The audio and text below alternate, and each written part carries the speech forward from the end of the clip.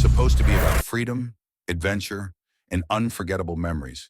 But sometimes the road holds secrets, dark, terrifying ones. Tonight, we bring you three horrifying true road trip horror stories, which will make you never look at a road trip the same way again. It was supposed to be a simple weekend getaway. Just four friends, a full tank of gas, and nothing but open road ahead. Jared, Lisa, Mark, and Vanessa had planned this trip for weeks. A cabin by the lake, no responsibilities, just a break from college stress. They had stocked up on snacks, made the perfect playlist, and left campus that Friday afternoon with excitement buzzing in the air. Lisa, the self-proclaimed navigator of the group, was following the GPS when the signal cut out. No bars, no service. Just a blue dot on the screen, frozen in place. "Relax," Jared said from the driver's seat. "We're on a straight road. How lost can we get?" Mark in the back seat leaned forward. Is it just me, or does this road feel weird?" Vanessa rolled her eyes. "Dude, it's just a highway." But it wasn't just a highway. It was empty. Too empty. No other cars, no signs, just miles of cracked asphalt stretching into the distance, flanked by dense, looming trees on both sides. The further they drove, the quieter it got. Even the music playing from the car speakers seemed muffled. Lisa squinted at the road ahead. "I swear I saw this route on the map earlier, but now it's like it doesn't even exist." Mark frowned. "Maybe we should turn back." And that's when they saw it. The first sign, a rusted, battered old road sign on the side of the highway. The words were barely legible under layers of rust, but Lisa read them aloud. "Dead end, 6 miles." 6 miles didn't seem like a big deal. They'd turn around if needed, but something about that sign unnerved them. Then Vanessa screamed. Jared slammed the brakes. "What? What?" She was pointing out the window. There was a man, right there." Everyone turned. Nothing. Just trees and shadows. "You sure?" Mark asked. Yes, I swear I saw him." Jared exhaled sharply and put the car back in drive. "Let's just get to the end of this road and turn back." Lisa glanced at the GPS again. Still frozen. Still no service. They drove in silence. The trees seemed to close in around them, their branches twisted like skeletal fingers, reaching for the car. Then they saw him, standing right in the middle of the road. A tall, thin man, dressed in filthy clothes. His face was obscured by tangled, matted hair. Jared swerved, barely missing him. "What the hell?" The car skidded to a stop. Heart racing, Jared checked the mirrors. No one was there. Mark's voice was barely above a whisper. "He was just standing there." Lisa's hands were shaking. "Guys, let's turn around, right now." But as Jared went to shift gears, the engine died. The car wouldn't start. The key turned. Nothing. Then they heard it. A slow, deliberate knocking. Tap, tap, tap. On the window. Lisa turned her head and screamed. The man was standing right outside her window. His face was all wrong. Too long, too stretched, the mouth too wide. His lips curled up into something that looked like a grin, but his eyes were just holes. Lisa scrambled away, pressing herself against Jared. "Go! Go!" The car roared to life. Jared slammed on the gas. They tore down the road, and as they drove past, Mark looked back. The man was still standing there, smiling, watching, but behind him, in the trees, there were more. The road should have ended. The sign said 6 miles. They had driven 10, yet it just kept going. The air in the car grew thick. It smelled wrong, like burnt hair and rotting leaves. Lisa gasped, staring at the GPS. The blue dot had moved, not forward, backwards. "We're going the wrong way," she whispered. Jared's knuckles were white on the steering wheel. "That's impossible. We've been driving straight." Vanessa started crying. "We're going back towards him." Jared slammed on the brakes. The headlights cast eerie beams through the fog now creeping across the asphalt. And there in the distance stood the man, exactly where they had left him. But now he wasn't alone. Figures lined the roadside, dozens of them, thin, silent, watching. Lisa's voice was a strangled whisper. "We're trapped." Jared had no plan. Just drive. He spun the car around and gunned it. Trees blurred past. The figures didn't move, just watched. The road stretched on, until finally they saw lights. A gas station. Jared didn't even brake. He swerved into the lot, tires screeching. They bailed from the car, running inside, panting, terrified. An old man behind the counter raised an eyebrow. "You kids all right?" Jared turned back to the road. It was just a normal highway. Cars passed. The eerie silence was gone. Lisa spun to the old man. "Where the hell are we?" He frowned. "Couple miles from the main highway. Where were you coming from?" Lisa hesitated. There was this old road. It was empty, and there was this sign that said dead end, 6 miles. The old man went still. His face darkened. "There's no road like that around here." They never found the road again. The GPS started working minutes after they left the gas station. When they checked, the map showed no roads where they had been. They spent the rest of the weekend at the cabin, but none of them slept. When they returned to campus, Mark did some digging. The only thing he found was a 30-year-old news article about a stretch of abandoned highway that had been closed off after multiple disappearances. It was supposed to have been demolished, but somehow they had driven on it, and they weren't alone. They never spoke of it again. But sometimes late at night, when Lisa checked her GPS, she swore she still saw that road. The Thompsons had been driving for hours. Emma was curled up in the back seat, her tiny frame rising and falling as she slept. Lauren glanced over at her husband Ethan, whose grip on the steering wheel had grown tighter as the night stretched on. The road was long, dark, and empty. They were somewhere between Colorado and Utah, on their way to visit family. They had planned to stop for the night at a motel, but every town they passed was either too small or too far from the highway. Now they were in the middle of nowhere. Lauren sighed. "We should find a place to stop soon." Ethan nodded. "Yeah, if we ever find one." Then just ahead, a gas station, a single beacon of light in the endless dark. The sign flickered. "Last stop gas, 24 hours. Ethan pulled in, relieved. The station looked old. Its paint peeling, the gas pumps rusted, but the lights were on and the door was propped open. "I'll fill up," Ethan said. "Lauren, wake up Emma. She probably needs a bathroom break." Lauren turned. "Sweetie, wake up. We're stopping for a bit." Emma stirred, her small hands rubbing her eyes. "Where are we?" "Just a gas station," Lauren said. Emma sat up, blinking at the station through the window. Then suddenly her face changed. She gripped Lauren's arm, her little fingers ice cold. "Mommy!" Her voice was barely a whisper. "Emma, what's wrong?" Her daughter didn't answer. She just stared out the window. Lauren followed her gaze. The station looked normal, didn't it? But then she saw it. The cashier behind the counter. He was standing too still, not moving, not blinking, just watching them. Ethan pumped the gas while Lauren took Emma inside. The second they stepped in, the air changed. It was stale. Too quiet, like the whole building was holding its breath. The cashier stood behind the counter, motionless. His skin was pale, almost gray. His eyes were sunken, dark circles beneath them. Lauren forced a smile. Restroom?" The man didn't move. Then, slowly, he raised one hand and pointed to the back. Emma clung to Lauren's leg as they walked past the dusty aisles, their footsteps loud against the cracked linoleum. The bathroom door was open. The light inside was dim and flickering. "Emma, you go first," Lauren said. Emma hesitated. "I don't like it here." Lauren crouched, brushing a hand over her daughter's hair. "I know, sweetheart. Just be quick, okay?" Emma nodded and stepped inside. Lauren turned back toward the front counter and froze. The cashier was still watching them. But now, there was someone else. A man stood at the far end of the store, half hidden behind a shelf. His clothes were dirty, his face partially obscured by shadow. He was staring at her, not at her, at Emma. Ethan finished pumping gas and checked his watch.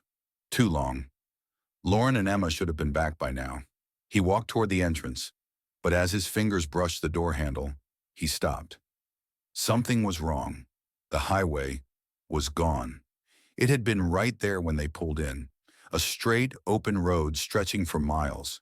But now, just blackness, like the gas station was floating in an empty void. Ethan's stomach clenched. He turned and saw the reflection in the window. Behind him, standing just outside the glow of the station's lights. Figures, watching. Inside, Lauren grabbed Emma's hand. "We're leaving. Now." The moment they stepped out of the bathroom, the cashier moved. It wasn't a normal movement. His body twitched, like a puppet whose strings had been yanked. His head tilted at an unnatural angle. His lips peeled back. His voice was a whisper. "She's not supposed to be here." Lauren's breath caught in her throat. Emma whimpered. The man in the shadows stepped closer. Lauren yanked Emma forward. She ran. They burst through the doors, into complete darkness. The highway was gone. The world beyond the gas station was nothing. Ethan was waiting beside the car, his face pale. "Get in!" Lauren shoved Emma inside, diving in after her. Ethan threw the car into reverse. The tires screeched. The gas station's neon sign flickered violently. The figures beyond the lights stepped closer. And then, the road was back. The highway appeared in front of them like it had never left. Ethan floored it. The gas station disappeared in the rearview mirror. And then, just like that, it was morning. They drove in silence for miles. Finally, Lauren spoke. "What happened back there?" Ethan shook his head. "I don't know, but that place, it wasn't real." Lauren turned to Emma, who had been quiet this whole time. "Sweetie, what did you see in there?" Emma hesitated, then pulled something from her pocket. A photograph. Lauren's stomach twisted. "Where did you get that?" Emma's lip trembled. "It was in the bathroom, on the floor." Lauren took it. It was old, faded. A black and white picture of a family standing in front of a gas station. That same gas station. And in the front row, holding a little girl's hand, was the cashier. Ethan's hands clenched the wheel. That place wasn't real. Lauren's fingers tightened on the photo. Then why is it still here? Ethan glanced at the rearview mirror. The gas station was gone, as if it had never existed. But the photo in Lauren's lap, it was still warm. Emma tosses the picture out the window.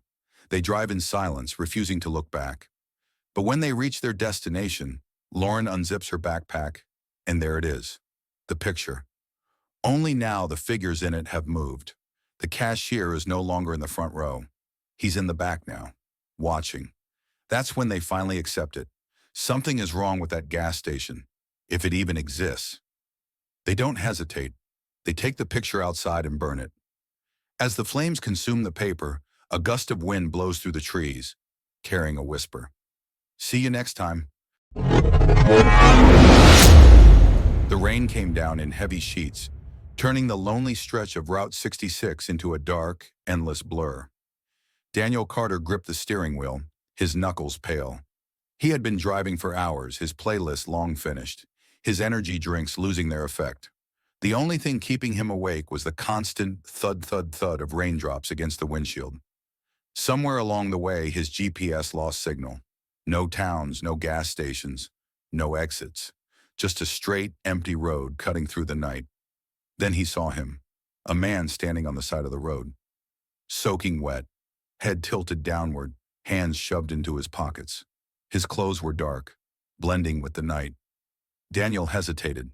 Picking up a stranger in the middle of nowhere? Bad idea. But the guy looked miserable, and Daniel wasn't heartless. He slowed the car and rolled down the window. "You need a ride?" he called out. The man slowly lifted his head. His face was pale, too pale as if he hadn't seen sunlight in years. Then without a word, he nodded. The man climbed in, water dripping from his clothes onto the passenger seat. Daniel turned up the heat. "Man, you look half frozen. Where you headed?" The hitchhiker didn't answer immediately. He just stared straight ahead. Then in a low voice he said, "Anywhere." Daniel forced a chuckle. "Well, I'm headed to Albuquerque. You good with that?" The man gave a slight nod. The silence in the car was thick, uncomfortable. Daniel tried again. "What's your name?" A long pause, then almost a whisper. "Eli." Daniel nodded. "Cool. So, Eli, what were you doing out there in the rain? Eli didn't answer. He just kept staring forward, not at Daniel, not at the dashboard, but at the rear view mirror. A chill ran down Daniel's spine. He followed Eli's gaze and glanced at the mirror. Nothing. Just the empty back seat. He swallowed hard. Uh, everything okay? Eli finally spoke, voice flat. You should drive faster. Daniel let out a nervous laugh. Why? Eli turned his head slowly, and for the first time looked directly at Daniel. His eyes were sunken, hollow, and then he said, because she's catching up. A wave of ice washed over Daniel's skin. His hands gripped the wheel tighter. What? Who? He asked, his voice barely above a whisper. Eli didn't answer, just kept looking at the mirror. Daniel's heartbeat pounded in his ears. Against every instinct, he stole another glance at the mirror. And that's when he saw it, a shape in the back seat, a shadowy figure, sitting right behind him. Don't stop! Daniel slammed the brakes. The car skidded on the wet pavement, tires screeching. But when he turned around, the back seat was empty. Nothing there. Just darkness. Just silence. Daniel turned back to Eli. What the hell was that? Eli didn't blink. He just whispered, I told you to drive faster. Daniel's breath came in short gasps. His pulse thundered in his ears. He wanted to tell Eli to get out. He wanted to turn the car around and floor it back the way he came. But his hands were frozen on the wheel. His body refused to move. Then, from the back seat, a voice whispered, You picked him up. Now you can't leave him. Daniel's entire body locked up. His hands started shaking. That voice, it wasn't Eli's. Slowly, painfully, he turned his head toward the mirror. The shape was back. Only this time, it was closer. Daniel's mouth went dry. His brain screamed, Move, drive, run. Eli whispered one final thing. Don't stop, no matter what. Daniel slammed on the gas. The car lurched forward, tires spinning on the wet road. His heart pounded as he drove faster. 50 miles per hour, 60, 70. Eli sat completely still, silent, staring. Daniel's eyes darted back to the mirror. The shape was still there. But now he could see her face. A woman, pale, almost gray, with hollow black eyes. Her mouth stretched open, too wide for a human. And she was grinning. Daniel nearly lost control of the wheel. He blinked. She was closer. Blink. Closer. Blink. Right behind his seat. Something cold touched the back of his neck. A single word echoed in the car. Stop! Daniel choked on a scream. He pressed the gas harder, faster, 90 miles per hour, 100. Then, the road ahead ended, a dead end. Daniel swerved. The car spun out of control. Tires screeched. Then, darkness. For 3 seconds, nothing existed. 1, 2, 3. When the world returned, Daniel was alone. The car was parked on the side of the road, engine humming softly. The rain had stopped. The sky was clear. The road was normal again. His hands trembled as he looked around. No Eli, no woman in the back seat. Just nothing. It was like none of it had happened. Except, on the passenger seat, a single object remained. A wet old jacket, and on the dashboard, a faded photo. Daniel picked it up with shaking fingers. It showed a young man standing by the side of the road. The same road, wearing the same jacket. But the photo was old. Too old. The edges were curled, yellowed with time. And at the bottom of the photo, scrawled in faded ink, Eli died 1963. Daniel's breath hitched. His fingers trembled as he traced the weathered engraving on the headstone. The same name, the same face, the same Eli. But that wasn't possible. Eli had been with him. He had talked, he had breathed, he had run for his life. Daniel staggered backward, his mind spiraling. Had he been traveling with a ghost this whole time? If Eli was already dead, then who or what had been hunting him? A shiver crawled up his spine, but Daniel clenched his jaw. He was done. Done with this nightmare. Done with the endless questions, the terrifying unknown. His only concern now was getting home. He turned sharply, not daring to look back. He didn't want more answers. He didn't care if Eli had been real, if he had been dead, or if something worse had been lurking in the shadows. All that mattered was leaving. Just drive. Just get home. The road stretched endlessly before him, but his thoughts clawed at his sanity. His breath came in uneven gasps, his heart still hammering against his ribs. Was he imagining things? Was it all some cruel illusion? Then, in his rear-view mirror, movement. Daniel refused to look. He didn't want to know. He pressed harder on the gas, faster, away from it all, because whatever had happened that night, whatever twisted reality he had stumbled into, he never wanted to understand it. And there you have it, 3 terrifying road trip horror stories. Now I have to ask, which story creeped you out the most? Let me know in the comments. And if you enjoy these kinds of stories, don't forget to like, subscribe, and hit the notification bell so you never miss another terrifying tale. See you in the next video.